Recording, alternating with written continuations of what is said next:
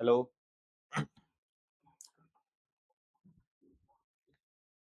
सब बता देगा एक बार, आवाज आ रहा है क्या?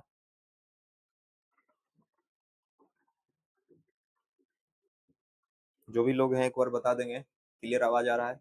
चलो, आज हम एक इम्पोर्टेंट टॉपिक के बारे में बात करने वाले हैं। क्या है ये? दिख रहा होगा यहाँ पे मॉलिक्यूलर ऑर्बिटल थ्योरी। सबसे पहले बात तो 10 मिनट 5 मिनट वाला लेक्चर नहीं है, ठीक है, लंबा चलेगा। ठीक है, आराम आराम से सीखेंगे, एक एक बात को सीखेंगे। देखो, आप प्रॉब्लम क्या है ना तुम्हारे साथ, सबसे पहले समस्या क्या है? समस्या ये है कि तुम सबसे पहले ही ट्रिक पे भाग जाते हो। ये ट्रिक टेक्निक, शॉर्ट ट्रिक जो है, इससे नॉर्मल क्वेश्चन तो सॉल्व हो जाएंगे, कुछ एक मतलब नीट लेवल तक चल जाएगा। वो भी सारे क्वेश्चंस नहीं हो पाएंगे। मेंस तक कुछ हद तक चल जाएगा। एडवांस में तो सोचना ही नहीं कि ट्रिक से क्वेश्चन बन जाएगा, ठीक है, क्योंकि वो क्वेश्चन बनाने वाले भी इतना दिमाग लेके बैठे हैं, उनको पता है कि क्या सोचता है बच्चा और किस हिसाब से वो सोचता है। अगर तुम 10 मिनट 5 मिनट वाला वो लेक्चर शॉर्ट्स देख करके चले जाओगे तो भूल जाना कि मॉलिक्यूलर ऑर्बिटल थ्योरी के दो क्वेश्चन तुम्हारे सही होने वाले हैं। ये दो क्वेश्चन तो कंफर्म है सर यहाँ से। और पेपर उठा के देख लेना, ये मैं नहीं कह रहा हूँ, पेपर उठा के देख लो ना, पेपर उठा के देख लो और वहां से देखो कि कितने क्वेश्चंस आ रहे हैं इससे। तो मॉलिक्यूलर ऑर्बिटल थ्योरी जरूरी नहीं है, ये महत्वपूर्ण नहीं है, ये बहुत ही ज्यादा महत्वपूर्ण है तुम्हारे एग्जाम पॉइंट ऑफ व्यू से। ठीक है, क्योंकि अगर मॉलिक्यूलर ऑर्बिटल थ्योरी तुम नहीं पढ़ा तो ना तुमको ऑर्गेनिक आएगा ना इनऑर्गेनिक आएगा, कुछ भी नहीं आएगा। हर जगह प्रॉब्लम ही प्रॉब्लम होगा, रटना पड़ जाएगा। और रट के एग्जाम क्रैक नहीं होता है, ये जान लो, है ना। तो मॉलिक्यूलर ऑर्बिटल थ्योरी पढ़ना इसलिए जरूरी हो जाता है, एक तो एग्जाम में क्वेश्चन आएगा, ऊपर से ये कॉन्सेप्ट बिल्ड करेगा तुम्हारा सब्जेक्ट का। चाहे तुम ऑर्गेनिक में जाओगे, वहां रिएजेंट वगैरह यूज करोगे तुम, है ना, केमिकल रिएक्शन करवाओगे, तो वहां भी तुमको कॉन्सेप्ट बिल्ड करने में ये हेल्प करेगा और वो कॉन्सेप्ट ही से ही तुम रिएक्शन का आइडिया लगाओगे। क्योंकि ऐसा नहीं है कि, देखो, जो एंट्रेंस में क्वेश्चन आना है ना, वो लिख करके नहीं देगा ना कि ये अल्कोहल का क्वेश्चन दे दिए, ये फिनॉल का दे दिए। वो कॉमन एक रिएजेंट देगा जिसका फंक्शन तुमको समझना पड़ेगा और तब जाके तुम रिएक्शन करवा पाओगे कि एक पर्टिकुलर फंक्शनल ग्रुप पे ये रिएजेंट कैसे एक्ट करने वाला है। इन चीजों के लिए भी मॉलिक्यूलर ऑर्बिटल थ्योरी काफी जोड़ी हो जाती है। चलो, बिना टाइम वेस्ट किए अपना चैप्टर स्टार्ट करते हैं। सबसे पहले बात तो ये है कि ये थ्योरी ये हम क्यों पढ़ते हैं, मतलब क्या जरूरत पड़ गया, ऐसा क्या दुख आ गया कि ये हमको पढ़ना पड़ गया, है ना। ये हमको पढ़ना पड़ गया, ऐसा क्या प्रॉब्लम आ गया कि ये थ्योरी हमको पढ़ना पड़ गया। देखो, जब केमिकल बॉन्डिंग लोगों ने सीखना स्टार्ट किया, जब केमिकल बॉन्ड के बारे में लोग जानकारी इकट्ठा करना स्टार्ट किए, तो वहां पे कुछ एक साइंटिस्ट आए जिन्होंने स्टेप बाय स्टेप इसको एक्सप्लेन करने का प्रयास किया। जैसे कि तुम जानते हो कि सबसे पहले लेविस थ्योरी आया, है ना। लेविस एंड कोसेल ने इसके कुछ ड्रॉबैक्स रहे, कुछ क्या काफी ड्रॉबैक्स रहे, है ना। उसको एक्सप्लेन करने का ट्राई किया किसने? वीबीटी, है ना। वीबीटी के अंदर ही क्या आ गया? हाइब्रिडाइजेशन आ गया, है ना। इसके अंदर हाइब्रिडाइजेशन आ गया। इसने, जैसे लेविस थ्योरी ने मॉलिक्यूल का शेप, ज्योमेट्री, ये सब नहीं बता पाया था, स्टेबिलिटी नहीं बता पाया था। तो कई हद तक, कुछ हद तक, है ना, वीबीटी ने ट्राई किया, हाइब्रिडाइजेशन लेकर के आया ये। VSEPR पढ़ते हैं हम, इसके अंदर वैलेंस है, इलेक्ट्रॉन पेयर रिपल्सन थ्योरी। देखो, इस सब के बारे में डिटेल में चर्चा तो नहीं करना है ना, इन सब के बारे में डिटेल वीडियो अलग से बनेगा। ये चूंकि मॉलिक्यूलर ऑर्बिटल थ्योरी का टॉपिक है तो यहाँ पे वो बात करेंगे अपन, ठीक है, फालतू बात नहीं करेंगे। और इसके बाद जब इसके ड्रॉबैक्स ढेर सारे आ गए तो वहां पे आ गया क्या? मॉलिक्यूलर ऑर्बिटल थ्योरी, है ना। मॉलिक्यूलर ऑर्बिटल थ्योरी आया और मॉलिक्यूलर ऑर्बिटल थ्योरी ने इनके इनके जो ड्रॉबैक्स रहे, है ना, इनकी जो कमियां रही, ये जिन जिन पॉइंट्स को नहीं समझा पाया था, एक्सपेरिमेंटली नहीं हो पाया था इससे वो चीज, वो मॉलिक्यूलर ऑर्बिटल थ्योरी ने आकर के एक्सप्लेन करा। तो हमारे लिए इंपॉर्टेंट क्या है? तो हमारे लिए इंपॉर्टेंट ये है कि मॉलिक्यूलर ऑर्बिटल थ्योरी स्टार्ट करने से पहले हम ये जान ले कि वीबीटी किन किन बातों को बताने में असफल रहा, किन किन बातों को ये बता नहीं पाया। तो उसको हम क्या कहेंगे? उसको हम कहेंगे ड्रॉबैक्स ऑफ वीबीटी, है ना। ये क्या हो गया हमारा? ड्रॉबैक्स हो गया। वीबीटी का क्या हो गया? ये ड्रॉबैक्स हो गया, ये ड्रॉबैक्स हो गया, है ना। ये ड्रॉबैक के बारे में हमको जानना होगा, तब जाकर के हम एमओटी को अच्छे से समझ पाएंगे। और एक्चुअली में वीबीटी के जो ड्रॉबैक्स हैं वही चीज तो एमओटी में हमको पढ़ना है, अप टू द सिलेबस, जो भी हमारा जेई का सिलेबस है, नीट का सिलेबस है, उसके अकॉर्डिंग हम बात कर रहे हैं। बाकी एमओटी तो यार समुंदर है, ये बहुत है ना। ये तुम्हारे +2 में पढ़ रहे हो, तुम ग्रेजुएशन में पढ़ोगे, मास्टर्स में पढ़ोगे, है ना, ये समंदर है। ये एमओटी बहुत एक्सटेंसिव इसका ये है, रेंज है। तो यहाँ पे हमने लिख रखा है तीन कुछ एक साइंटिस्ट का नाम है, ये साइंटिस्ट क्या किया था, सबसे पहले तो ये लेविस और लैंगमुर आए थे। लेविस और लैंगमुर क्या दिए, लेविस थ्योरी दिए, इन्होंने क्या दिया, लेविस थ्योरी दिया। अब तुमको पता है लेविस थ्योरी के बारे में बहुत ज्यादा नहीं, बचपन से 9th 10th से ही तुम पढ़ते आ रहे हो कि जब कभी भी इलेक्ट्रॉन की शेयरिंग होती है ना, ये बूंदा बांदी वाला जो देखे हो ना स्ट्रक्चर, जैसे मान लो हमारे पास, जैसे मान लो कि ऑक्सीजन बनना है ना, ऑक्सीजन बनना है, क्या करते हो तुम, ऑक्सीजन ऑक्सीजन एटम लिए और इसके इलेक्ट्रॉन्स लिख दिए, ये 2 इलेक्ट्रॉन इसके हो गए, 2 इलेक्ट्रॉन, और टोटल 6 इलेक्ट्रॉन हो गए। यहाँ भी इस ऑक्सीजन के कितने हो गए, 6 इलेक्ट्रॉन हो गए वैलेंस के, है ना। अब क्या होगा, शेयरिंग ऑफ इलेक्ट्रॉन स्टार्ट होगा, तो एक इलेक्ट्रॉन ये ऑक्सीजन देगा, एक ये देगा, फिर एक ये देगा, फिर एक ये देगा, और तुम क्या देखते हो अल्टीमेटली कैसा स्ट्रक्चर बन जाता है इसका। देखो इसको बहुत ज्यादा टाइम नहीं लेंगे इसमें, ठीक है, क्योंकि ये बहुत इंपॉर्टेंट बात नहीं है। अब एग्जाम का नेचर बदल चुका है, एक जमाना था जब एफ बराबर एम ए भी पूछ दिया करता था, अब वो जमाना नहीं है कि आपको लेविस थ्योरी बनाने के लिए दे रहा है, तो उसके अकॉर्डिंग चलना है अपने को, तो ये बन जाता था लेविस थ्योरी के अकॉर्डिंग, इसका स्ट्रक्चर बन जाता था। बट ये लेविस थ्योरी क्या है, ये सिर्फ यही कह रहा था कि 8 इलेक्ट्रॉन जिसमें होगा वो खुश रहेगा, बाकी जो होंगे वो दुखी होंगे। लेकिन ऐसा नहीं है, बहुत सारे मॉलिक्यूल ऐसे भी हैं जो लेस देन 8 इलेक्ट्रॉन में एग्जिस्ट कर रहे हैं, दुनिया में जी रहे हैं, स्टेबल हैं, एग्जिस्ट कर रहे हैं। एंड बहुत सारे ऐसे मॉलिक्यूल हैं जो मोर देन 8 इलेक्ट्रॉन रख के भी एकदम अच्छे से जी रहे हैं, स्टेबल हैं दुनिया में, ठीक है। तो ये थ्योरी तो ऐसे ही फेल हो जाती है, कई सारे 8-10 ड्रॉबैक तुम पढ़ते हो एनसीईआरटी के अंदर, है ना, हाइपरवैलेंट, हाइपोवैलेंट, कई सारी चीजें पढ़ते हो। फिर आ गया हिटलर और पॉलिंग आया, हिटलर और पॉलिंग थोड़ा सा बेटर ट्राई किया, इसने दिया क्या, वीवीटी, इसने क्या दिया, वीवीटी दिया। देखो वीवीटी के अंदर क्या पढ़ते हो तुम, अब इसने क्या दिया, इसने दिया वीवीटी। अब वीवीटी के अंदर आप क्या पढ़ते हैं, वीवीटी के अंदर आप पढ़ते हैं कि ऑर्बिटल्स का क्या होगा, ओवरलैपिंग होगा, और ओवरलैपिंग होगा, एक एक इलेक्ट्रॉन ये लेके आएगा, एक इलेक्ट्रॉन ये लेकर के आएगा, और ओवरलैपिंग होने के बाद क्या होगा, ओवरलैपिंग होने के बाद क्या होगा, वहां पे ओवरलैपिंग रीजन बनेगा जिसके अंदर 2 इलेक्ट्रॉन होंगे, और वो 2 इलेक्ट्रॉन ही क्या होंगे, वो एक इलेक्ट्रॉन ये रहा, एक इलेक्ट्रॉन ये रहा, एक इलेक्ट्रॉन ये रहा, एक इलेक्ट्रॉन ये रहा, और यहाँ पे क्या हो गया, ये रीजन ऑफ ओवरलैपिंग हो गया, और इसके बीच क्या बन गया, बॉन्ड बन गया। मान लो ये हाइड्रोजन का 1s था, इसके बीच हाइड्रोजन और हाइड्रोजन के बीच क्या बन गया, सिग्मा बन गया। एंड सेम क्या होता है, पाई बॉन्ड बनता है यहाँ पे, है ना। ये सब तुम पढ़ते हो कि हेड ऑन ओवरलैपिंग होता है या साइड वाइज ओवरलैपिंग होता है, साइड वाइज से क्या बनते हैं, पाई बनते हैं, और हेड ऑन से क्या बनते हैं, सिग्मा बॉन्ड का फॉर्मेशन होता है। ये सारी चीजें आप वीवीटी के अंदर पढ़ते हैं, ठीक है। अब सवाल ये है कि कई सारी चीजों को वीवीटी एक्सप्लेन नहीं कर पाई, है ना। तो क्या क्या चीजें थी जो वीवीटी एक्सप्लेन नहीं कर पाई, तो सबसे पहले वो इंपॉर्टेंट है देखना, ताकि हम ये समझ पाए कि एमओटी के अंदर हमको पढ़ना क्या है। ये हुंड्स एंड म्यूलिकन यही लोग आए थे जिन्होंने एमओटी को दिया था, है ना। तो ये 3 जो है स्टेप्स में केमिकल बॉन्डिंग का डेवलपमेंट हमको देखने को मिलता है, कहां तक, एमओटी तक, है ना। एमओटी क्या है, लेटेस्ट थ्योरी है तुम्हारा, लेटेस्ट थ्योरी मतलब ये मैक्सिमम चीजों को क्या कर पाई, हम 100% तो करेक्ट नहीं कर सकते हैं, लेकिन मैक्सिमम चीजों को ये क्या कर पाई, एक्सप्लेन करने में सक्षम रही, है ना, सफल रही एक्सप्लेन करने में, सक्सेसफुल रहा ये, है ना। तो बात करते हैं कि ये वीवीटी के अंदर ड्रॉबैक्स क्या क्या है, सबसे पहले तो ये हमारे लिए जानना जरूरी है। तो चलो हम बात कर लेते हैं ड्रॉबैक्स ऑफ वीवीटी के बारे में। जैसे अगर हम देखो यहाँ पे इसको हम एक पेज ले लेते हैं, चलो यहाँ पे चेक करो, देखो यहाँ पे आ जाओ, यहाँ पे ड्रॉबैक्स ऑफ वीवीटी के बारे में हम बात कर लेते हैं, ठीक है। वीवीटी के ड्रॉबैक्स क्या क्या रहे, क्योंकि ड्रॉबैक्स अगर हम जान गए तो हमको ये पता चल जाएगा, है ना। ड्रॉबैक्स किसका ड्रॉबैक्स देख रहे हैं हम लोग, वीवीटी का ड्रॉबैक्स देख रहे हैं, वीवीटी का ड्रॉबैक्स देख रहे हैं हम। किसका ड्रॉबैक देख रहे हैं भाई, हम वीवीटी का ड्रॉबैक्स देख रहे हैं, यार बी सही से नहीं लिखा रहा है हम, है, वीवीटी का ड्रॉबैक्स हम देखने जा रहे हैं। क्या क्या ड्रॉबैक्स रहे हैं इसके, तो सबसे पहला ड्रॉबैक्स तो रहा है पैरामैग्नेटिक नेचर ऑफ ऑक्सीजन, है ना। ऑक्सीजन के पैरामैग्नेटिक नेचर को ये एक्सप्लेन नहीं कर पाया। देखो ध्यान देना, ध्यान से थोड़ा सा, पैरामैग्नेटिक नेचर ऑफ O2 को ये एक्सप्लेन नहीं कर पाया।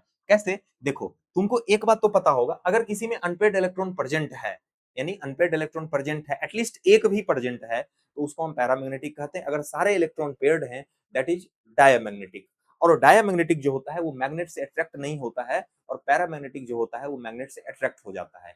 देखा क्या गया कि अगर हम यहाँ पे एक मैग्नेट लगा दें, अगर हम ये मैग्नेट लगा दें और इसमें लिक्विड ऑक्सीजन को फिल कर दें, लिक्विड ऑक्सीजन को फिल कर दें, ये लिक्विड ऑक्सीजन यहाँ पे क्या हो गया, यहाँ पे कलेक्ट हो जाता है, ये फॉल नहीं करता है। अगर अट्रैक्ट ना होता मैग्नेट से तो वो नीचे गिर जाता, कोई समस्या नहीं था। जैसे आप एक चुंबक लेते हो सिंपल, कोई मान लो कॉइन वगैरह है, कॉइन में थोड़ा आयरन का मात्रा तो होता है, ये कॉइन को चिपका दो चुंबक से, तो क्या होता है, ऐसे होल्ड किए हुए हो तो क्या कॉइन गिर जाता है, नहीं, वो चिपका हुआ रहता है चुंबक से। इन द सेम वे यहाँ पे अगर मैग्नेट लगा रखा है हमने, है ना, यहाँ पे हमने मैग्नेट लगा रखा है, और इस मैग्नेट के बीच में अगर हम लिक्विड ऑक्सीजन डालते हैं, तो वो लिक्विड ऑक्सीजन जाके मैग्नेट से चिपक जाता है, वहां जाके कलेक्ट हो जाता है। इसका मतलब कहीं ना कहीं वो मैग्नेट से अट्रैक्ट हो रहा है, और लिक्विड ऑक्सीजन जो है वो पैरामैग्नेटिक नेचर का होता है। एक्सपेरिमेंट है ये, एक्सपेरिमेंटली ये प्रूफ हो रहा है कि लिक्विड ऑक्सीजन पैरामैग्नेटिक नेचर का होता है। लेकिन अगर तुम वीवीटी का वो देखो तो वीवीटी क्या कहता है कि ऑक्सीजन जो है भाई एक सिग्मा बॉन्ड बनाता है और एक पाई बॉन्ड बनाता है, और एक एक पेयर इलेक्ट्रॉन अगर यहाँ यूज हो गया तो यहाँ पे देखो सारे के सारे इलेक्ट्रॉन्स क्या है भाई, सारे के सारे इलेक्ट्रॉन्स आपको पेयर्ड नजर आ रहे हैं, सारे के सारे इलेक्ट्रॉन्स पेयर्ड नजर आ रहे हैं, क्योंकि वीवीटी ऑड इलेक्ट्रॉन के बारे में यानी अनपेयर्ड इलेक्ट्रॉन के बारे में बात ही नहीं कर रहा था। उसका यही कहना था कि जब भी होगा तो पेयर में ही बात होगा। तो इसका मतलब वो सभी मॉलिक्यूल को डायमैग्नेटिक ही बता रहा है। ये क्या मतलब एक यूनिवर्सल बात बता रहा है वो कि दुनिया के सारे मॉलिक्यूल डायमैग्नेटिक है। अरे ऐसे कैसे हो सकता है दुनिया के सारे मॉलिक्यूल डायमैग्नेटिक होंगे, है ना? ऐसा तो हम नहीं कह सकते हैं। क्यों? क्योंकि दिख रहा है हमको ऑक्सीजन क्या है, डायमैग्नेटिक। हमको वीवीटी के अकॉर्डिंग दिख रहा है कि ऑक्सीजन क्या होना चाहिए, डायमैग्नेटिक। देख लो ना यहाँ पे देख लो ना, देखने की बात है भाई। यहाँ पे देखो, ये इलेक्ट्रॉन है, ये इलेक्ट्रॉन है, ये इलेक्ट्रॉन है, इलेक्ट्रॉन पेयर में ही है। हाँ पेयर में ही है। इस ऑक्सीजन की बात करो तो यहाँ भी क्या है, पेयर में ही बात हो रही है। इवन नंबर ऑफ इलेक्ट्रॉन है ना। और जब सिग्मा बॉन्ड और पाई बॉन्ड की बात करो तो इसमें भी दो दो इलेक्ट्रॉन ही होंगे। दो का मतलब क्या है, इवन ही है, पेयरिंग है। यहाँ भी देखो दो इलेक्ट्रॉन है, यहाँ भी देखो दो इलेक्ट्रॉन है, तो सारे के सारे इलेक्ट्रॉन तो पेयर्ड हैं। तो इस हिसाब से तो ऑक्सीजन को क्या होना चाहिए था, डायमैग्नेटिक होना चाहिए। ऑक्सीजन को क्या होना चाहिए था, डायमैग्नेटिक होना चाहिए था। लेकिन रियलिटी चेक क्या था, रियलिटी कुछ और था। ऑक्सीजन क्या निकला, पैरामैग्नेटिक नेचर का निकला। तो इस बात को क्या हुआ, इस बात को बता नहीं पाया कौन, वीवीटी क्लियरली एक्सप्लेन नहीं कर पाया कि भाई ये जो ऑक्सीजन है वो पैरामैग्नेटिक है या डायमैग्नेटिक है। अब कहोगे कि सर यहाँ लिक्विड ऑक्सीजन डाले हो, क्या यहाँ गैस ऑक्सीजन डाल सकते हैं क्या? हाँ डाल सकते हैं, ये भी पैरामैग्नेटिक ही होता है। ये भी क्या होता है, पैरामैग्नेटिक ही होता है। लेकिन समस्या क्या है कि चूंकि इसका एनर्जी बहुत ज्यादा होता है, इसके अंदर रैंडमनेस बहुत ज्यादा होता है, एंट्रोपी इसकी बहुत ज्यादा होती है, जिस कारण से इसको मैग्नेट में फंसा के रखना थोड़ा मुश्किल होता है। अगर इतना आसान होता ऑक्सीजन को बिल्कुल मैग्नेट में कैप्चर कर लेना, गैसियस ऑक्सीजन की बात कर रहा हूँ, गैसियस ऑक्सीजन को मैग्नेट से कैप्चर कर लेना इतना आसान होता तो ऑक्सीजन सिलेंडर का जरूरत नहीं पड़ता। फिर किसी पेशेंट को कोरोना में देखे थे ना, ऑक्सीजन सिलेंडर के लिए लोग इधर उधर भाग रहे थे, बहुत प्रॉब्लम हो रखा था उस समय। तो क्या करते, पेशेंट के नाक पे मैग्नेट लगा देते और वो जो भी इन्वायरमेंट में ऑक्सीजन था सब आगे चिपक जाता, वो आराम से सांस लेते रहता, वो है ना, वो आराम से क्या करता, सांस लेते रहता। लेकिन ऐसा होता है क्या, ऐसा होता है क्या? नहीं होता है ना ऐसा, क्योंकि उसकी एनर्जी बहुत ज्यादा है ना, उसको कैप्चर करना बहुत मुश्किल है। तो इस वजह से हम लिक्विड ऑक्सीजन लेते हैं ताकि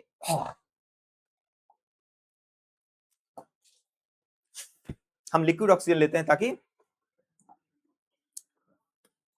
उस पर एक्सपेरिमेंट किया जा सके। ठीक है, तो ये हो गया पैरामैग्नेटिक नेचर ऑफ ऑक्सीजन। एक ड्रॉबैक तो ये हो गया।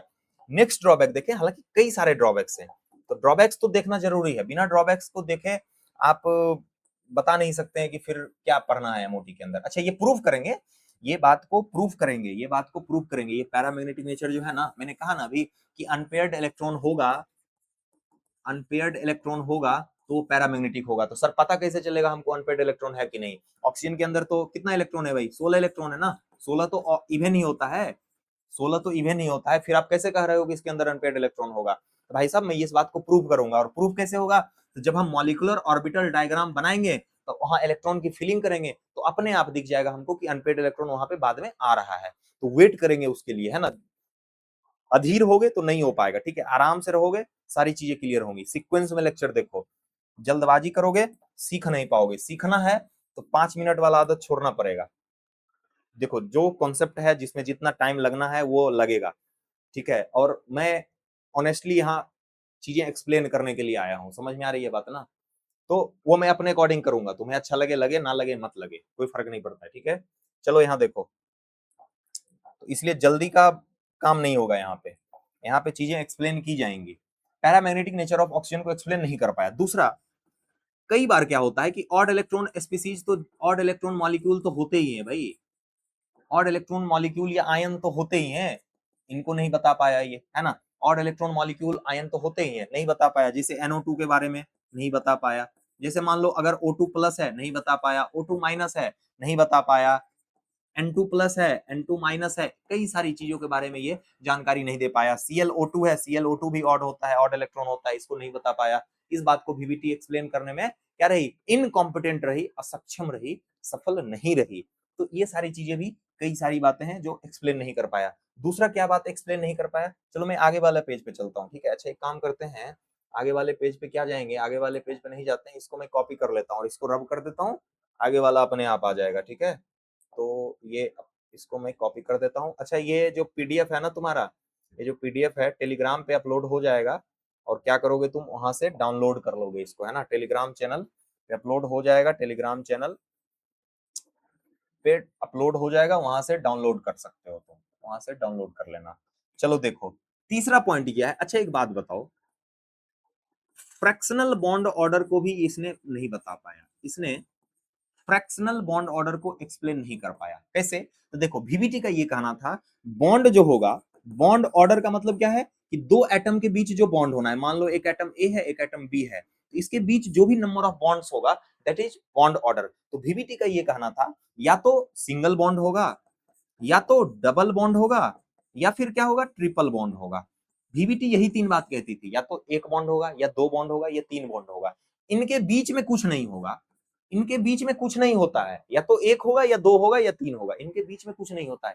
लेकिन आपको बता दें, आप जब ऑर्गेनिक केमिस्ट्री पढ़ते हैं तो वहां एक कई बार आपको सेंटेंस देखने को मिलता है, वर्ड देखने को मिलता है, partial double bond character. Partial double bond, भाई ये या तो डबल बॉन्ड होगा, या तो सिंगल होगा। ये पार्शियल क्या है, मतलब थोड़ा बहुत डबल, क्या, हाँ थोड़ा बहुत डबल, हाँ बिल्कुल सही सुन रहे हो तुम। यानी पार्शियल डबल बॉन्ड देखने को मिलता है, इसका मतलब क्या हुआ कि ऐसे केस में bond order greater than one होता है एंड लेस देन टू होता है, यानी एक और दो के बीच में होता है, that is partial double bond character. इसका मतलब कहीं ना कहीं फ्रैक्शनल तो है ना भाई, फ्रैक्शनल है, यानी एक इलेक्ट्रॉन से भी बॉन्ड बन सकता है, इसका मतलब ये हुआ फ्रैक्शनल बॉन्ड ऑर्डर भी देखने को मिलता है, जिस बात को वीवीटी नहीं बता पाया, क्योंकि वीवीटी तो सीधा बोलता था, यहाँ पे दो इलेक्ट्रॉन है, यहाँ पे चार इलेक्ट्रॉन है, और यहाँ पे छह इलेक्ट्रॉन है। भाई साहब, एक इलेक्ट्रॉन से भी बॉन्ड बनता है, तीन इलेक्ट्रॉन से भी बॉन्ड बन रहा है, पांच इलेक्ट्रॉन से भी बॉन्ड बन रहा है, तो ये समझने वाली बात है। कैसे होगा ये देखो, अभी मैं ड्रॉबैक की बात कर रहा हूँ, अभी चैप्टर शुरू हुआ है, इंट्रो हुआ है, हर चीज का रीजन यहाँ नहीं मिल सकता है, थोड़ा वेट करना पड़ेगा। इसको याद रखो, ध्यान रखो, जब उस जगह पहुंचेंगे तो अपने आप में रिलेट करके इसको एक्सप्लेन कर दूंगा, ठीक है, वेट एंड वॉच। तो फ्रैक्शनल बॉन्ड ऑर्डर को भी ये एक्सप्लेन नहीं कर पाया। एंड वन मोर थिंग, एक और बात बताओ, एक और बात बताओ कि ये जो अपना वीवीटी है, वीवीटी एक बात कहता था, क्या कहता था कि ये जो पाई बॉन्ड है ना, अकेले नहीं जी सकता है, अगर पाई बॉन्ड को दुनिया में आना है तो सिग्मा का सहारा लेना पड़ेगा। सिग्मा का क्या लेना पड़ेगा भाई, सहारा लेना पड़ेगा, बगैर सिग्मा के सहारा के पाई बॉन्ड दुनिया में नहीं आ सकता, यानी पाई बनना है तो उसके प्रायर सिग्मा बनना ही होगा, अदरवाइज पाई नहीं बन सकता है। लेकिन इस बात को एमओटी ने गलत साबित किया। एमओटी ने कहा भाई साहब ऐसा नहीं है, आप जो कह रहे हैं फर्जी बात है ना, आप जो कह रहे हैं ये बिना सर पैर की बात है, ऐसा नहीं है, पाई बॉन्ड अकेले भी दुनिया में एग्जिस्ट करता है। जैसे आपको बता दें, कई सारे ऐसे मॉलिक्यूल हैं जिनके अंदर पाई बॉन्ड एग्जिस्ट करते हैं विदाउट सिग्मा। मैं क्या कर रहा हूं, again I am repeating, pi bond exist करता है, बिना सिग्मा बॉन्ड बने पाई बनता है। जैसे कि एग्जांपल के तौर पे B2 मॉलिक्यूल हो गया, है ना, क्या है ये है B2, ये है B2, है ना, C2, कई सारे मॉलिक्यूल हैं जिसके अंदर क्या है, ओनली पाई बॉन्ड है, इसके अंदर तो सिग्मा है ही नहीं, तो फिर ये कैसे है, ये कैसे आ गया दुनिया में, है ना, ये कैसे एग्जिस्ट कर रहा है। तो भाई साहब इस बात को भी एमओटी ने एक्सप्लेन किया, वीवीटी इसमें भी सफल नहीं रही एक्सप्लेन करने में। दूसरी बात, वीवीटी का एक और कहना था कि भाई साहब सिग्मा बॉन्ड जो होता है ना, sigma bond always always strong होता है, किससे, पाई बॉन्ड से। एमओटी ने यहां भी इसको एक चपेट मारा, है ना, एमओटी ने यहां भी इसको चपेट मार दिया। क्या, जैसे तुम्हारे पास एक मॉलिक्यूल होता है nitrogen molecule, nitrogen molecule case में पाई बॉन्ड जो होता है ये स्ट्रॉन्गर होता है सिग्मा के कंपैरिजन में। पाई का जो स्ट्रेंथ होता है, पाई का जो स्ट्रेंथ होता है ये सिग्मा के कंपैरिजन में कहीं ज्यादा होता है। इस बात को भी क्या हो गया, ये गड़बड़ हो गया, यहाँ पे वीवीटी गलत साबित हो गई। अब देखो वीवीटी और क्या दिक्कत करी, नेक्स्ट पेज में चल जाते हैं, इसको मैं अगेन कॉपी कर लेता हूँ, ठीक है, नेक्स्ट पेज में चलते हैं, इसको मैं अगेन कॉपी कर लिया हूँ और इसको मैं रब कर दे रहा हूँ, ठीक है, ये सेव है, ये सेव है, टेंशन नहीं लेना उसका, है ना। अदरवाइज हैंड रिटन नोट्स तो लिखना ही चाहिए तुमको, है ना, हैंड रिटन नोट्स तो लिखना ही चाहिए, खुद का हैंड राइटिंग होगा, विजुअल मेमोरी स्ट्रांग होगा, ठीक है। चलो देखो आगे, आगे देखो आगे, थोड़ा ब्लर हो रहा है क्या।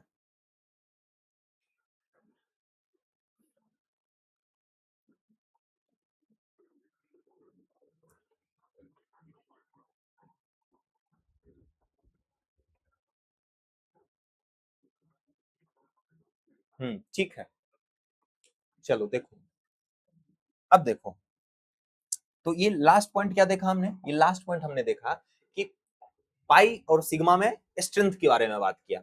अब देखो वीवीटी, एक और बात वीवीटी नहीं बता पाया, वीवीटी का क्या कहना था, वीवीटी का क्या कहना था, एक तो बात यही बता दी है तुमको कि वीवीटी का क्या कहना था कि बॉन्ड ऑर्डर 1 होगा, 2 होगा या 3 होगा, इससे ज्यादा नहीं हो सकता है। हाँ, ये भी बात ध्यान देना, एक बॉन्ड ऑर्डर 3 से ज्यादा नहीं हो सकता है। लेकिन आपको बता दें, सीओ प्लस मॉलिक्यूल के अंदर, सीओ प्लस आयन के अंदर बॉन्ड ऑर्डर जो होता है, बॉन्ड ऑर्डर वो ग्रेटर देन 3 देखने को मिला। अब इस बात को भी वीवीटी नहीं बता पाया।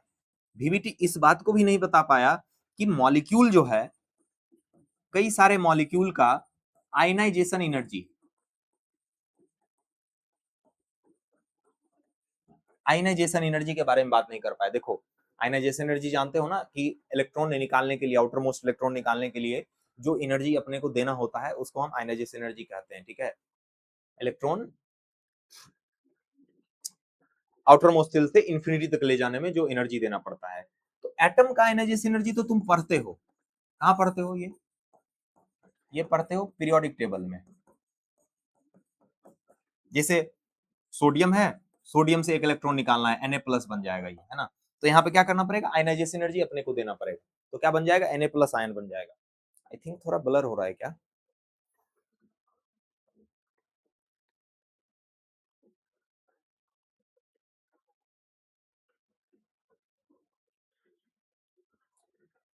नहीं ठीक है। हम्म हम्म ठीक है। तो यहाँ पे क्या देना पड़ा हमको, आयनाइजेशन एनर्जी देना पड़ा, है ना। उसी तरह in the same way molecule के अंदर भी आयनाइजेशन एनर्जी की बात होती है। जैसे एक बात बताओ ना हमको, O2 प्लस होता है कि नहीं होता है, O2 प्लस कहाँ से आ गया, O2 था, O2 से हमने एक इलेक्ट्रॉन निकाल लिया, क्या बन गया यहाँ पे, O2 प्लस बन गया, है ना। तो ये मॉलिक्यूल ही तो है, तो मॉलिक्यूल का भी तो आयनाइजेशन एनर्जी डिफाइन करना पड़ेगा हमको। अब देखो यहाँ पे एक दिक्कत क्या आया, वीवीटी बहुत खुश हुआ जैसे ही क्वेश्चन पूछा गया वीवीटी से कि भाई मॉलिक्यूल के आयनाइजेशन एनर्जी के बारे में कुछ बताओगे क्या, तो वीवीटी बहुत खुश हुआ, बोला हाँ बता देंगे, हाँ बता देंगे। जैसे उसने कहा कि मॉलिक्यूल तो एटम से ज्यादा स्टेबल होता है, तो मॉलिक्यूल अगर एटम से ज्यादा स्टेबल है क्योंकि वो बॉन्डेड स्टेट में आ चुका है, फ्री स्टेट में नहीं है, तो मॉलिक्यूल से इलेक्ट्रॉन निकालना ज्यादा मुश्किल है, यानी उसमें ज्यादा एनर्जी कंज्यूम होगा एज कंपेयर टू एटम। लेकिन प्रॉब्लम हो गया, जैसे वीवीटी से हम पूछे कि बता भाई नाइट्रोजन और मॉलिक्यूल और नाइट्रोजन एटम में किसका आयनाइजेशन एनर्जी ज्यादा होगा, तो वीवीटी कूद के आया और कूद के कहता है कि भाई नाइट्रोजन तो मॉलिक्यूल है और नाइट्रोजन एटम है, ये N2 जो है ये मॉलिक्यूल है, ये एटम है, तो मॉलिक्यूल ज्यादा स्टेबल है, तो मॉलिक्यूल की एनर्जी ज्यादा हो जाएगी। हमने कहा अच्छा ठीक है, ठीक है। एमओटी आया और उसको चिपका दिया एक नया सवाल। एमओटी ने क्या चिपका दिया उसको, देखो एमओटी ने क्या चिपकाया उसको, अभी बता देते हैं एमओटी ने क्या चिपकाया। एमओटी ने चिपका दिया ऑक्सीजन और ऑक्सीजन, लो फंस गया। एमओटी एमओटी जैसे ही चिपकाया कि भाई ऑक्सीजन और मॉलिक्यूल और ऑक्सीजन एटम में बता दो, फंस गया ना, बोला कि भाई यहाँ हाथ पैर फूल गया वीवीटी का। वीवीटी कहता है ये मेरे से ना हो पाएगा, ये ना हो पाएगा, तुमसे ना हो पाएगा, है ना, ये तुमसे ना हो पाएगा। एमओटी ने कहा वीवीटी को कि ये तुमसे ना हो पाएगा, यहाँ पे ऑक्सीजन का ज्यादा है ना, और यहाँ पे ऑक्सीजन का आयनाइजेशन एनर्जी ज्यादा हो गया, यहाँ नाइट्रोजन का ज्यादा तो था लेकिन यहाँ ऑक्सीजन का ज्यादा हो गया। अब ये क्यों हुआ, वेट करेंगे, वेट करेंगे, एमओ डायग्राम जैसे ही बनेगा पता चल जाएगा। आयनाइजेशन एनर्जी कंपेयर करने के लिए सिखाऊंगा, टेंशन नहीं लो, कंपेयर करने के लिए सिखाया जाएगा तुमको ये। तो एक ये भी बात रहा यहाँ पे, और भी कई सारी बातें रही, उसमें एक इंपॉर्टेंट बात ये भी रहा, हेलोजन, हेलोजन जो होता है अपने पास ग्रुप 17 के जो एलिमेंट होते हैं, ग्रुप 17 वाले जो होते हैं, F2, Cl2, Br2 और I2, इनके कलर्स के बारे में नहीं बता पाया। हेलोजन क्या होते हैं, कलर्ड होते हैं, है ना, हेलोजन कलर्ड होते हैं, कुछ लाइट कलर के होते हैं, कुछ लाइट कलर के होते हैं, कुछ डार्क कलर के होते हैं। हेलोजन क्या होते हैं, कलर्ड होते हैं। इस कलर के बारे में भी बात नहीं कर पाया। जैसे F2 का कलर कैसा होता है, बताओ F2 का कलर कैसा होता है, कमेंट में बताओ F2 का कलर कैसा होता है।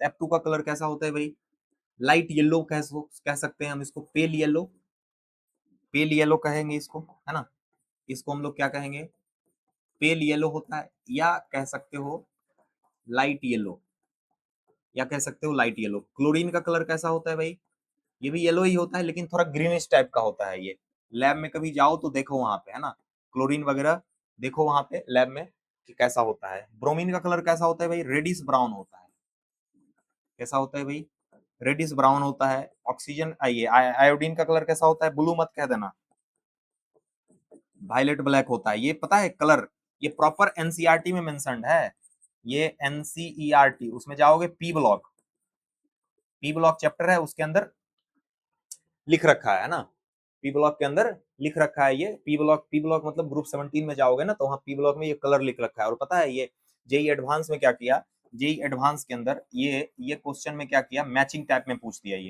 ये मैचिंग में पूछ दिया था। मतलब एक तरफ ये एलिमेंट्स का नाम लिख दिया, एक तरफ कलर लिख दिया, बता मैचिंग करवाने लगा इसको, ठीक है। तो इनऑर्गेनिक केमिस्ट्री में एनसीईआरटी कई बार बहुत ज्यादा इंपॉर्टेंट हो जाती है। हाँ, कई सारे लॉजिकल क्वेश्चन आते हैं जो एनसीईआरटी के बियॉन्ड होते हैं, लेकिन एनसीईआरटी प्राइमरी है, एनसीईआरटी करके ही जाओ मिनिमम से मिनिमम। अगर नीट है और जेई एडवांस है तो उसके अंदर इनऑर्गेनिक का जो स्टैंडर्ड है लगभग लगभग सेम होता है और एनसीईआरटी के स्तर का ही रहता है, ठीक है। थोड़ा बहुत ऊपर होता है तो उसके बारे में तो हम है ही बात करने के लिए, ठीक है। तो चलो, ये सारी चीजों को भीवीटी एक्सप्लेन नहीं कर पाई, पीवीटी एक्सप्लेन नहीं कर पाई। अब देखो नोट्स की जहां तक बात है तो मैं तो लिख ही रहा हूँ, और साथ ही तुमको यहाँ पे मैंने पीपीटी भी बना दे रखा है यहाँ पे, है ना। जैसे यहाँ पे वीवीटी वर्सेस एमओटी की बात है, तो वीवीटी वर्सेस एमओटी अभी तो हमने देख ही लिया है। कई सारी चीजें और भी देखेंगे तो अपने आप पता चल जाएगा कि इनमें क्या बातें थी, ठीक है। जैसे वीवीटी क्या कहता है, ट्रीट द फॉर्मेशन, यहाँ देखो मैं कुछ पॉइंट्स लिखा हूँ, हालांकि मैं पीपीटी से पढ़ाने में बहुत ज्यादा विश्वास नहीं रखता हूँ, तुम्हारे लिए बस डाल दिया हूँ कि थोड़ा बहुत नोट्स मिल जाए तुमको, है ना। Theory treats the formation of a molecule arising from the bringing together a complete atom, which, when they interact to a large extent, retain original character. Simple सा बात समझो कि ये कहता है, VVT ये कहता है कि अगर दो एटॉमिक ऑर्बिटल आया तो ये मिलकर के क्या बना देंगे, सिंपल बॉन्ड बना देंगे। मॉलिक्यूलर ऑर्बिटल नहीं बनाएंगे, क्या बनाएंगे, बॉन्ड बनाएंगे। यानी एटॉमिक ऑर्बिटल मिलेंगे तो बॉन्ड बना देंगे, क्या बना देंगे, बॉन्ड बना देंगे। ये मत कह देना कि मॉलिक्यूलर ऑर्बिटल बना देंगे, नहीं।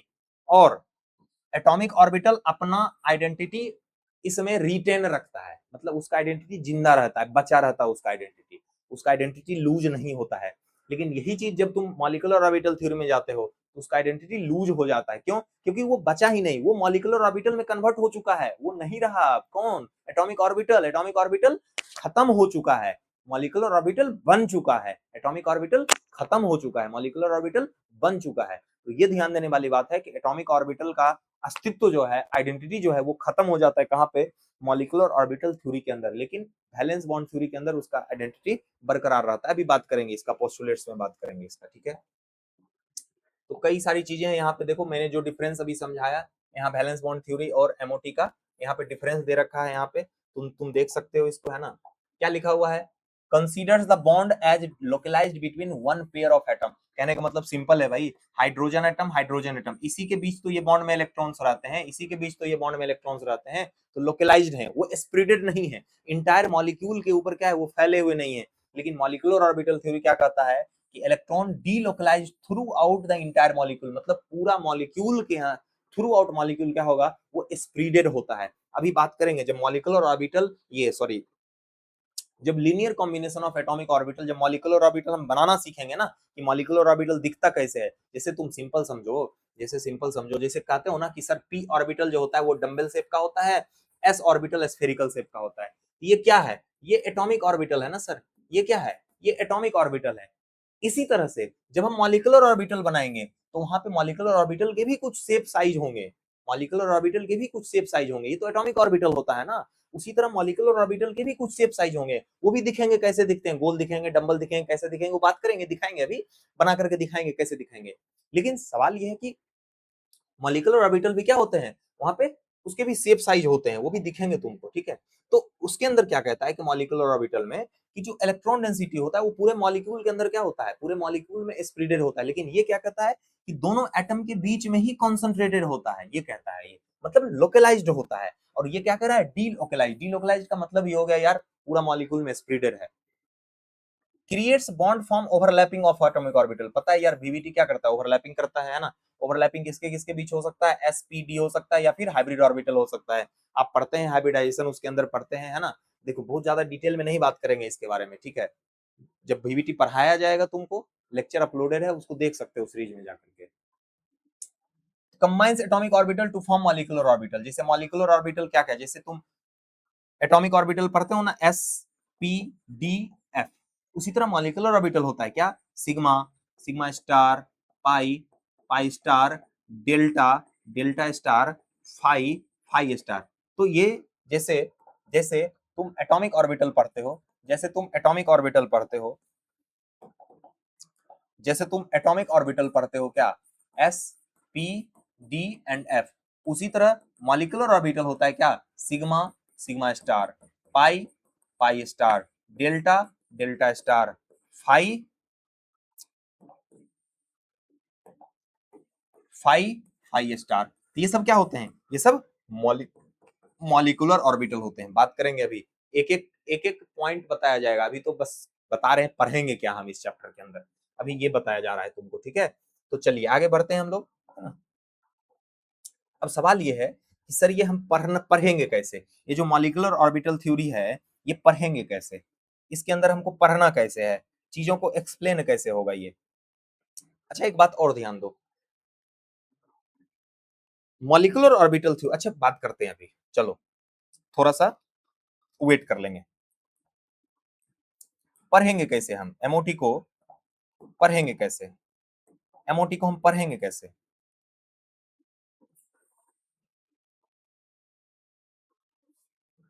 ये ब्लैक कलर ठीक नहीं लग रहा है जी, लग रहा है क्या ठीक, नहीं लग रहा है ठीक, ये ब्लैक ठीक नहीं लग रहा है, ये ब्लैक के जगह अगर हम व्हाइट ही ले ले तो चलेगा ना, ले लेते हैं व्हाइट, बढ़िया चलेगा एकदम व्हाइट, मस्त चलेगा व्हाइट एकदम, है ना। व्हाइट तो मस्त चलने वाला है, व्हाइट तो मस्त चलने वाला है, चलो।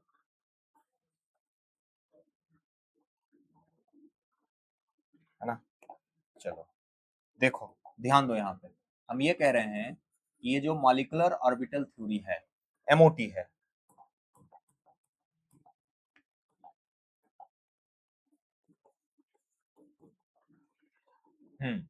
ये जो एमओटी है ये,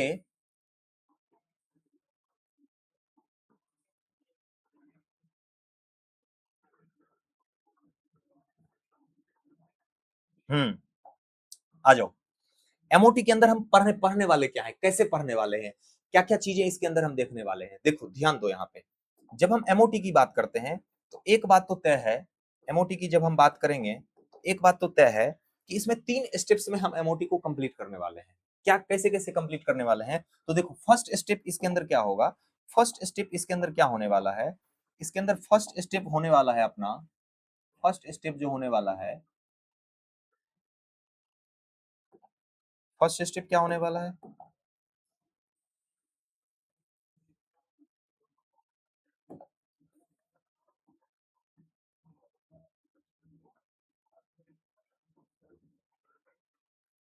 सीधा है, सीधा ही है, थोड़ा टेढ़ा भी रहेगा तो चल जाएगा काम, है एकदम चल जाएगा।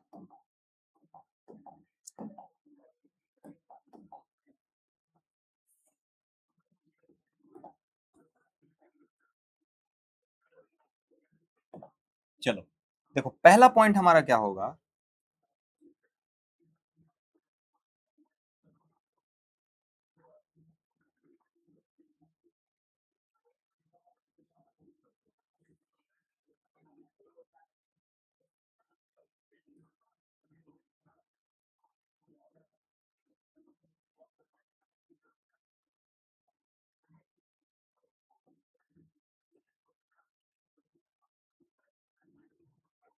हम्म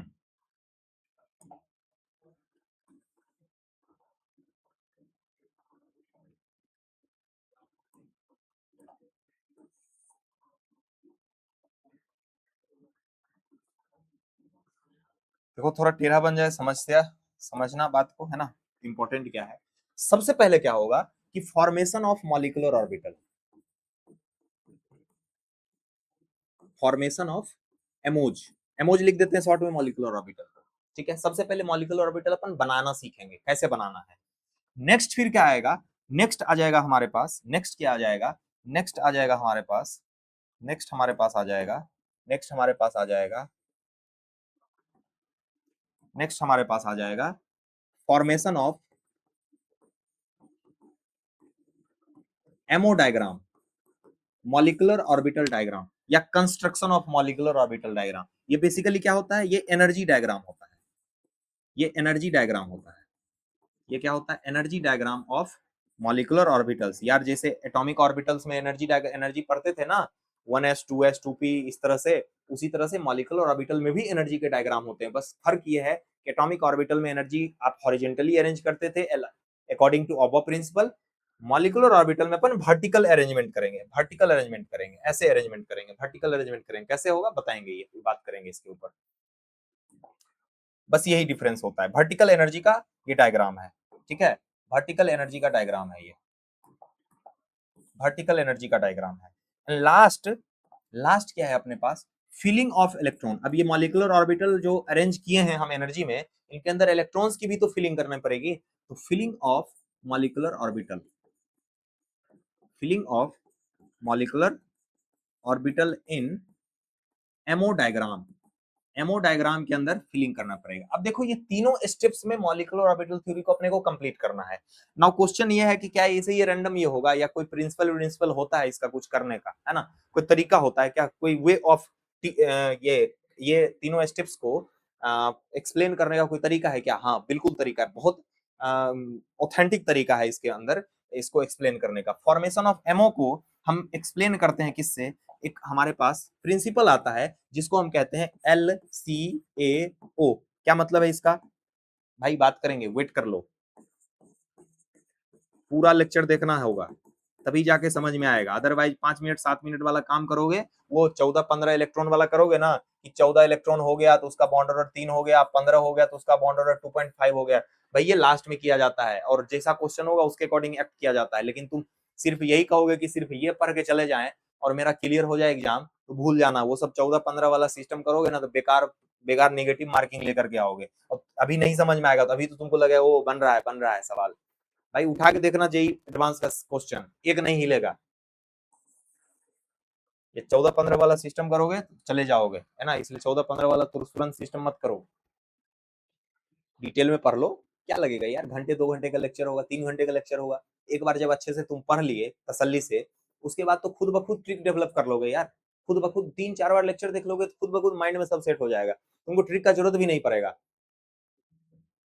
तो LCAO है ना, एटॉमिक ऑर्बिटल का जो फॉर्मेशन पढ़ना है उसको हम कैसे एक्सप्लेन करते हैं, तो linear combination of atomic orbital से एक्सप्लेन करते हैं। बात करेंगे क्या होता है ये हम बात करेंगे क्या होता है, डिटेल में बात करेंगे भाई, इसके बारे में डिटेल में बात करेंगे, ठीक है।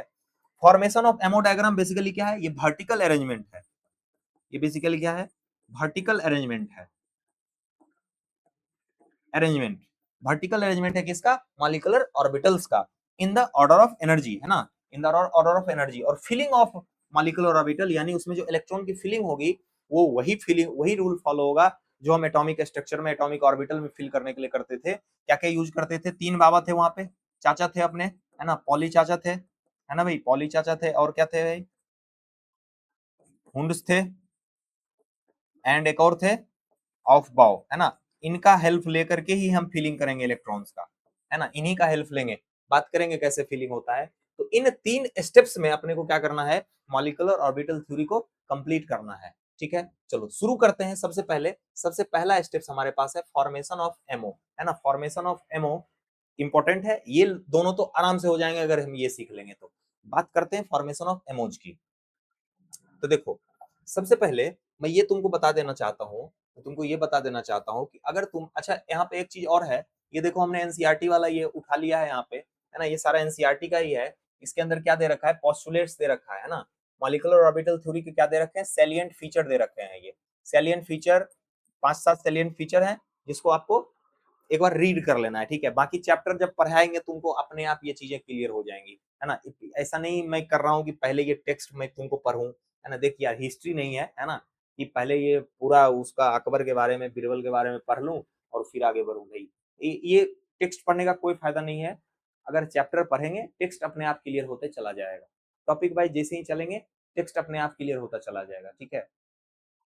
फिलहाल एक दो पॉइंट जो इंपॉर्टेंट बातें हैं वो मैं तुमको तुम्हारे साथ शेयर करना चाहता हूँ कि इसके अंदर एक दो पॉइंट इंपॉर्टेंट बात क्या है। देखो मॉलिक्यूलर ऑर्बिटल थ्योरी कुछ बात कहता है, क्या क्या बात कहता है, छोटी छोटी बातें, 2-3 बातें हैं जिसको ध्यान रखना है तुमको अभी के लिए।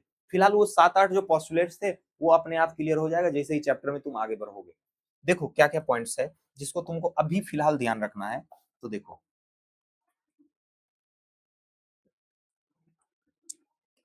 पॉस्टुलेट्स, फर्स्ट पोस्टुलेट है, मॉलिक्यूलर ऑर्बिटल थ्योरी कहता है कि जिस तरह से एटम में आप एटॉमिक ऑर्बिटल देखते हो ना, जैसे कार्बन है, कार्बन के अंदर क्या देखते हो, 1s2 2s2 2p2, ये जो p में 3 ऑर्बिटल बनाते हो तुम, px py pz, ये क्या है, ये ऑर्बिटल ही तो है। चूंकि कार्बन है तो कार्बन एटम का ऑर्बिटल है, तो क्या है, ये एटॉमिक ऑर्बिटल ही तो है। ये जिस तरह से एटॉमिक ऑर्बिटल के अंदर आप इलेक्ट्रॉन देखते हैं, उसी तरह से मॉलिक्यूलर ऑर्बिटल में भी क्या होते हैं, इलेक्ट्रॉन्स होते हैं। इन द सेम वे, जिस तरह से इलेक्ट्रॉन प्रेजेंट इन, थोड़ा मोटा चल रहा है ना यार, present in atoms in atomic orbital, in the same way, in the same way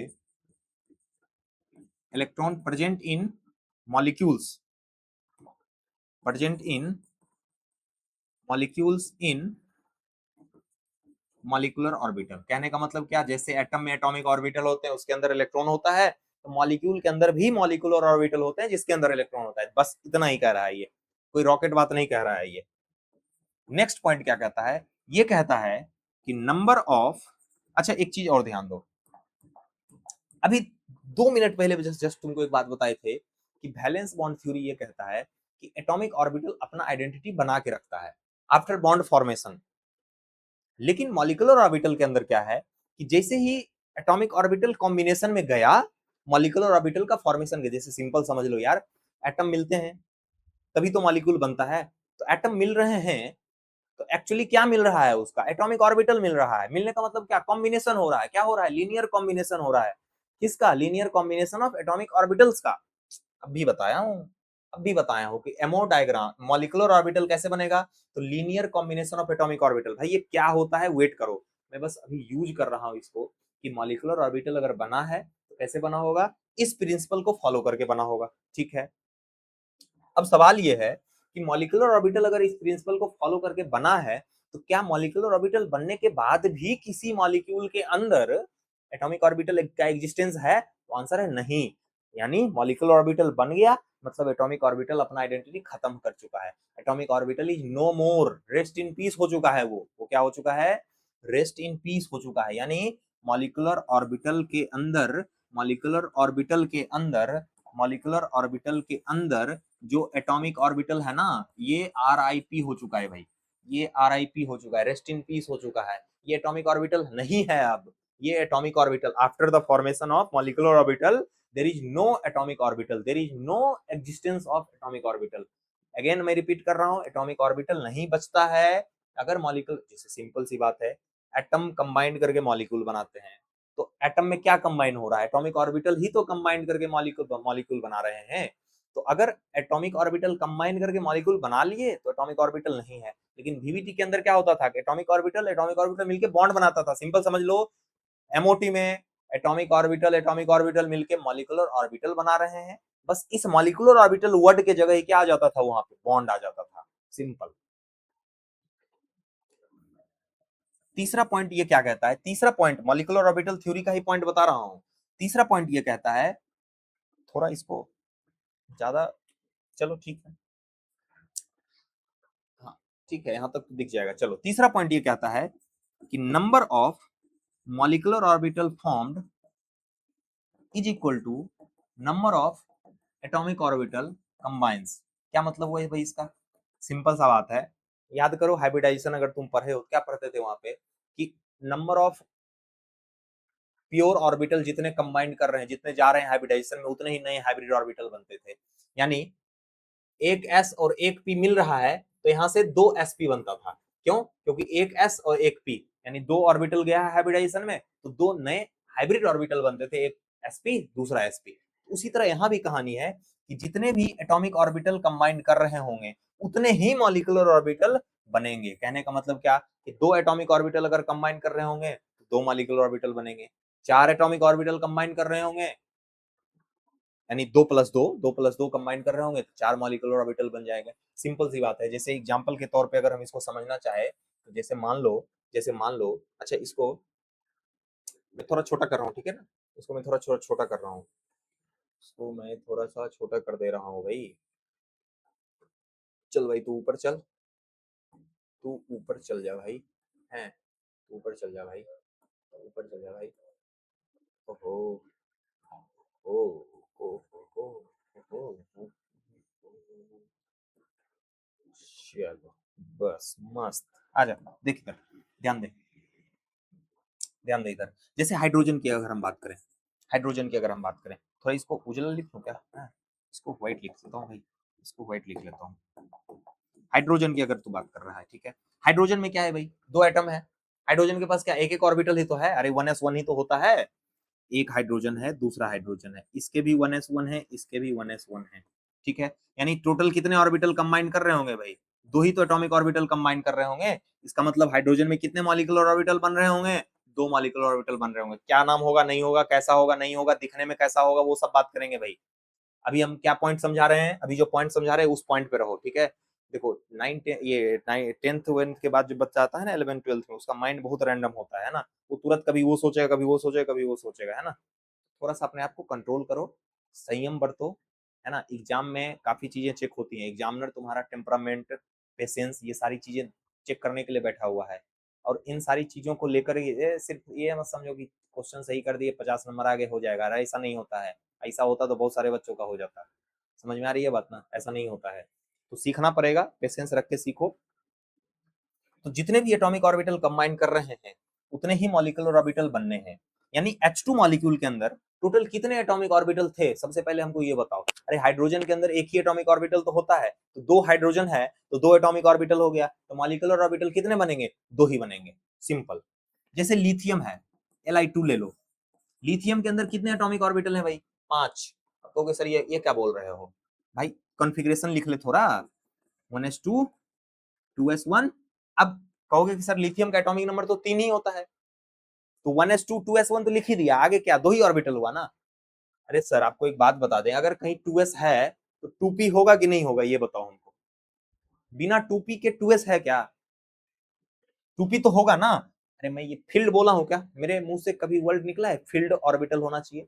orbital होना चाहिए, फील्ड नहीं बोला हूं मैं। तो 2s है तो 2p होगा, और 2p जीरो है ना।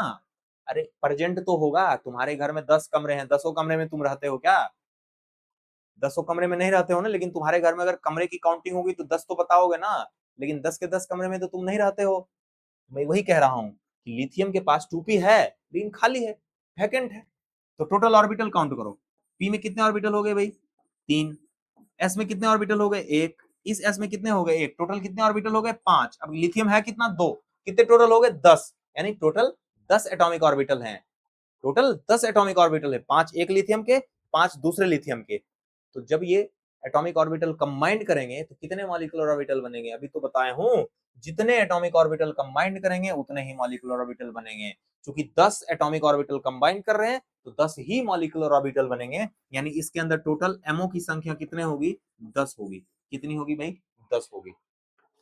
कमेंट करके बताओगे ऑक्सीजन के अंदर क्या होगा, एमओ की संख्या कितनी होगी? ऑक्सीजन के अंदर एमओ की संख्या कितनी होगी, इसको कमेंट करो, ये तुम्हारा होमवर्क है, ठीक है, ये होमवर्क है। थोड़ा पानी वानी पी लो यार।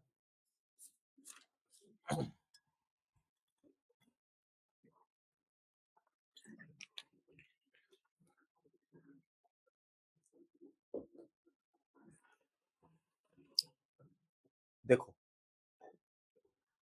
नेक्स्ट पॉइंट देखो, ये तो 1 2 3 हो गया ये, है ना।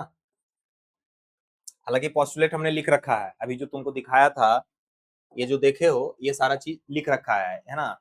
लेकिन वेट करेंगे सारे पॉइंट्स को समझने के लिए, पहले कॉन्सेप्ट सीखेंगे, अपने आप ये सारा पॉइंट तुम लिखने लगोगे, है ना। ये जरूरत ही नहीं है तुमको पढ़ने का, याद करने का, खुद ही लिख दोगे सारा चीज, पहले समझ लो कॉन्सेप्ट को। इतना बात समझ में आया कि नहीं आया, है ना। आई होप इतना बात समझ में आया होगा। चलो नेक्स्ट बात करते हैं, इसको मैं कॉपी कर दे रहा हूँ, ठीक है, थोड़ा सा इसको, इसको मैं कॉपी कर दे रहा हूँ, है ना। ये हो गया कॉपी। हाँ,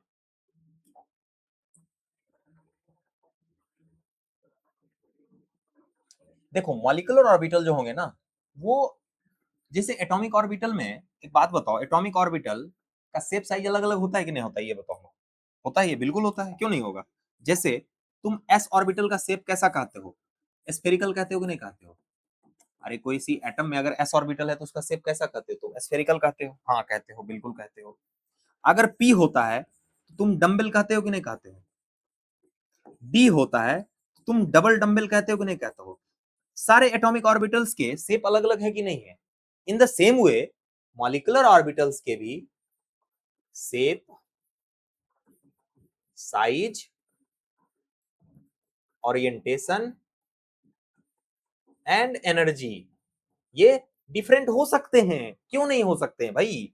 जब तुम एस का शेप स्फेरिकल बता सकते हो, पी का डंबल बता सकते हो, डी का डबल डंबल बता सकते हो, तो मॉलिक्यूलर ऑर्बिटल के भी तो शेप अलग अलग हो सकते हैं। ऐसा पॉसिबल है कि नहीं है? हाँ बिल्कुल पॉसिबल है। क्यों? क्योंकि एटॉमिक ऑर्बिटल के मिलने से ही तो मॉलिक्यूलर ऑर्बिटल बने हैं। जब एटॉमिक ऑर्बिटल के शेप अलग हो सकते हैं तो मॉलिक्यूलर ऑर्बिटल के शेप क्यों नहीं अलग हो सकते? हाँ बिल्कुल हो सकते हैं। दूसरा बात, क्या इसके साइज अलग अलग होंगे? हाँ क्यों नहीं होंगे? अब एक बात बताओ, अब एक बात बताओ हमको, छोटा सा बात तुमसे हम पूछ रहे हैं, छोटा सा बात तुमसे हम पूछ रहे हैं, और आई होप तुमको आता भी होगा ये बात तुमको पता होगा। तो हमको एक बात बताओ, बताओगे क्या? पूछ लेते हैं, फिर तो बता ही दोगे। तुम एक बात बताओ, जैसे 1s का शेप बताते हो थोड़ा छोटा बनाते हो भाई, और 2s बनाते हो, 2s में क्या आ गया? 2 सेल आ गया ना, थोड़ा बड़ा बनाते हो कि नहीं? बनाते हो बताओ। 2 सेल आ गया तो साइज बढ़ेगा कि नहीं बढ़ेगा? हाँ बिल्कुल बढ़ेगा। तो साइज अलग हुआ कि नहीं हुआ? अब ओरिएंटेशन की बात करो, जैसे तुम पीएक्स कहते हो, पीएक्स में क्या कहते हो? तुम कहते हो पीएक्स में एक्स एक्सिस के लॉन्ग लोब है इसके।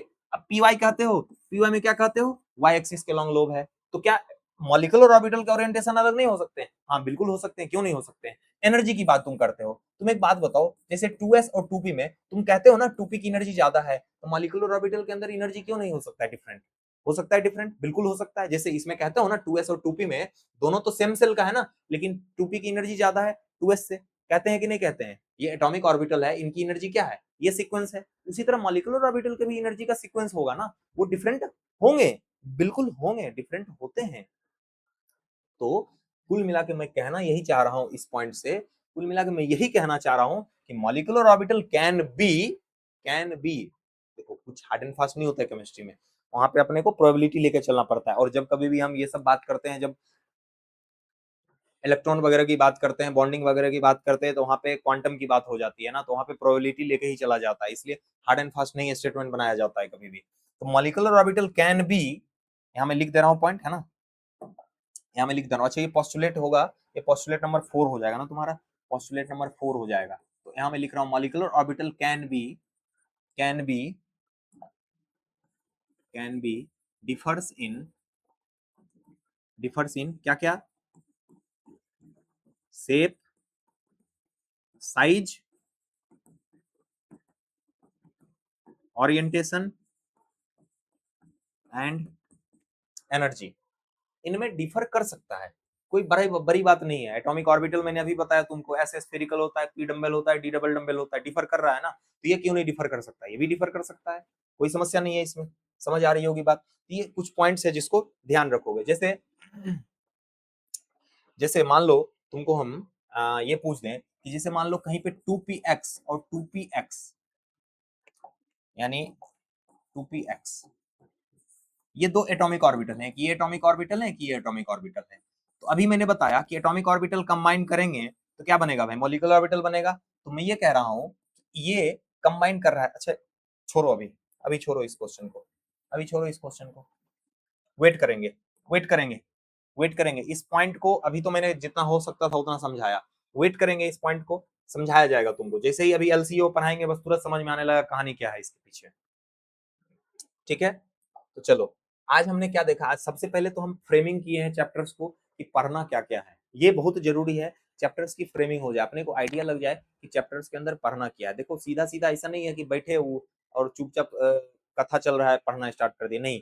पहले तो उसका बैकग्राउंड को पता करना होगा अपने को, कि आखिर ये पढ़ क्यों रहे हैं हम, है ना, और इसके अंदर पढ़ना किस सीक्वेंस में है चीजों को, और किस चीज तरह से हम चीजों को पढ़ेंगे कि कॉन्सेप्ट बिल्ड होगा, एंड देन अपन क्वेश्चन प्रैक्टिस पे चलेंगे। मैंने क्या कहा? मैंने यहाँ पे लिख रखा है, यहाँ पे देखो,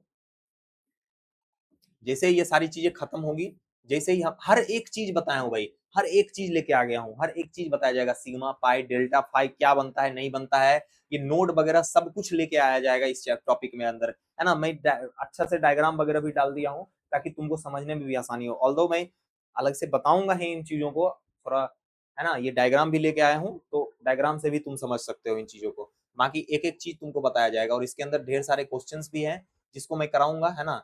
इसके बाद जब ये क्वेश्चन कुछ हो जाएगा, ये सारा चीज है ना, एसपी मिक्सिंग वगैरह जो तुम पढ़ते हो, बहुत डरते हो एसपी मिक्सिंग क्या पता नहीं क्या बला आ गया, अरे कुछ नहीं है, वो सब सब क्लियर कर दूंगा, ये एसपी वेसपी सब क्लियर कर दूंगा, है ना। ये सब सब क्लियर कर दूंगा, ये सारी चीजें क्लियर हो जाएंगी। इसके बाद अपन कलर ऑफ हेलोजेंस को भी डिस्कस करेंगे, एंड देन आएंगे अपना टॉपिक रहेगा क्या, देन अपना टॉपिक रहेगा क्या, पीवाईक्यू रहेगा किसका, JEE mains advance plus NEET का रहेगा। प्लस मैं कुछ एडिशनल क्वेश्चंस अपने एंड से भी डाल दूंगा, है ना, एडिशनल क्वेश्चंस मैं अपने एंड से डाल दूंगा, कुछ स्टैंडर्ड बुक्स के क्वेश्चन डाल दूंगा, है ना, जो हायर एजुकेशन में यूज होते हैं, कुछ उसके क्वेश्चंस भी मैं डाल दूंगा। तब जाकर के अपना ये चैप्टर कंप्लीट होगा। यानी 2 से 3 लेक्चर होने वाला है भाई, 2 से 3 लेक्चर होने वाला है, इसलिए बेचैन मत होना, है ना। चैप्टर आराम से पढ़ाया जाएगा तुमको, ठीक है, तो आराम से कंप्लीट होगा, है ना, बेचैन होने का जरूरत नहीं है।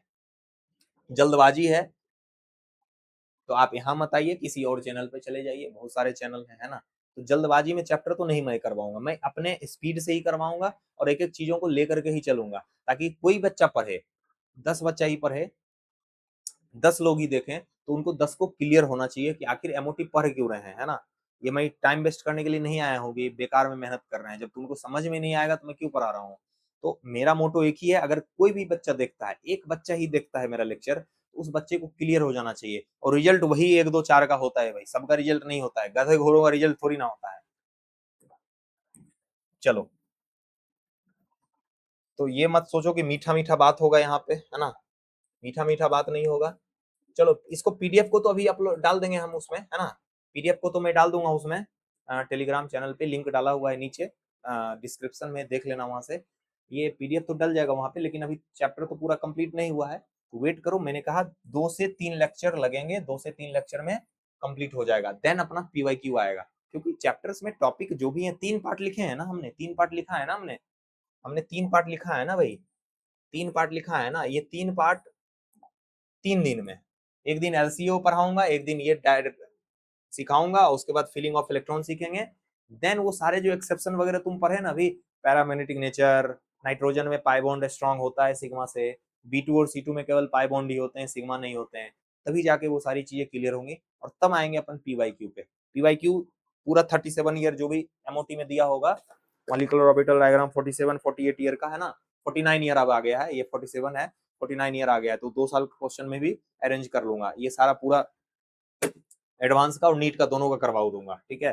कर लिए तो 2 क्वेश्चन पक्के हैं तुम्हारे, 8 नंबर तो पक्के हैं। चलो ठीक है, आज इतना ही रहने देते हैं, फिर नेक्स्ट डे मिलते हैं, है ना। Next day next lecture part 2 upload हो जाएगा, ये पार्ट 1 है, पार्ट 2 अपलोड हो जाएगा, वहां अपन एलसीएओ से शुरू करेंगे कहानी, ठीक है। तब तक के लिए थैंक यू, और ठीक लगे वीडियो तो लाइक शेयर सब्सक्राइब करो।